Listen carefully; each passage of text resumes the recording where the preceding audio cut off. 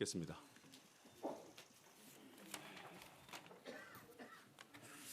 의원총회에서는 가급적 얘기를 좀 안 하려고 했는데 오늘은 좀 해야 될 것 같습니다. 먼저 최근에 그 조사 결과에 의하면 원래 국회가 국가기관 중에 신뢰도가 꼴찌를 계속해 왔는데 보통 10%대로 이번에는 한 2배 이상 늘어서 상위권에 포진했다고 합니다. 원래 18%였던 것이 이제는 41%가 신뢰하는 상위급 국가기관이 됐다고 합니다. 아마 이번 내란 사태를 거치면서 우리 국민들께서 국회의 역할을 다시 보고 또 의원 여러분들의 그 체포, 구금을 불사한 신속한 집결과 계엄 해제에 대해서 평가하신 것으로 생각합니다. 이 나라 헌정 질서가 위기에 처했습니다. 이 헌정 질서를 지켜내는 힘은 근본적으로 국민에게서 나오겠지만 현장에서 그 힘을 실현하는 것은 결국 우리 국회 그리고 그 안에서도 민주당과 야당일 뿐이다라는 점들을 확실히 기억해야 되겠습니다. 조금 전에 원내대표께서도 말씀하셨지만 국민의힘이 이제 확실히 방향을 정한 것 같습니다. 국민들과 함께 한번 싸워보자. 국민들을 향해서 전쟁을 치르겠다. 이런 태도로 보여집니다. 당랑거철 같은 그런 느낌이 듭니다. 역사의 거대한 수레바퀴를 거역하면서 그 알량한 힘을 믿고 한번 버텨보겠다는 것이지만 비록 우여곡절을 겪게 되는 한이 있더라도 그 역사의 흐름은 결코 막을 수 없을 것이라는 점들을 결국은 깨닫게 될 것입니다. 그 일부로 오늘 한덕수 권한대행의 입장 발표가 있었습니다. 이게 명확한 사실인데 이 점을 모르거나 일부러 왜곡하는 것 같습니다. 대한민국에 대통령 권한대행이라는 직책은 없습니다. 대통령의 권한을 대행하는 국무위원이 있을 뿐입니다.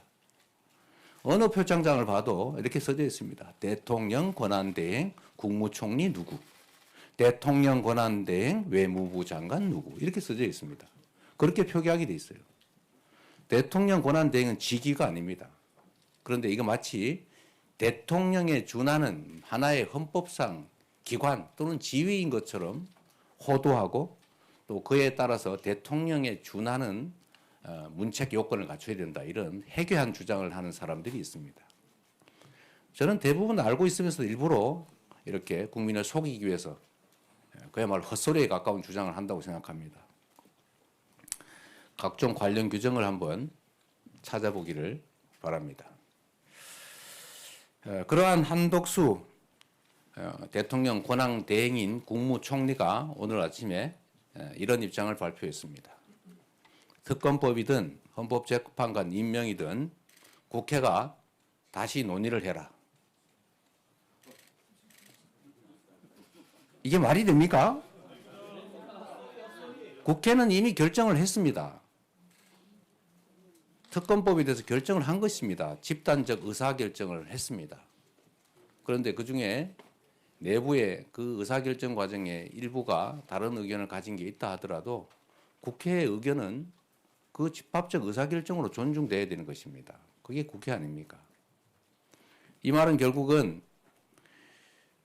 국민의힘이 찬성하지 않는 어떤 것도 하지 않겠다. 국민의힘이 시키는 대로 국민의힘의 입장에 맞춰서 국정을 운영하겠다라고 선언한 것 아닙니까? 이것은 내란 행위에 대해서 또 외환 유치 행위라고 하는 이런 엄청난 반국가적 행위에 대해서 엄정한 수사와 책임을 묻는 그 절차를 하지 않겠다. 즉 내란 행위를 지지 지원하겠다는 의사를 표명한 것과 똑같습니다. 이것도 문제인데 더 심각한 문제는 헌법기관 구성은 대통령의 권한이 아니라 책임이기도 한 것입니다. 마음에 안 들면 대법원이든 국회가 추천하든 임명 안 하는 것이 그게 바로 전제 군주 아닙니까? 그건 의무로서 형식적으로 하는 것입니다.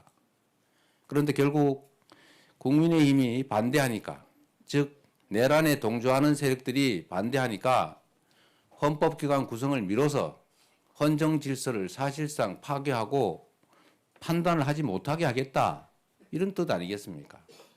이거는 결국 또 다른 헌정 질서 문란, 국헌 문란 행위로 독립적인 내란 행위라고 생각이 됩니다. 반드시 책임을 물어야 되겠습니다.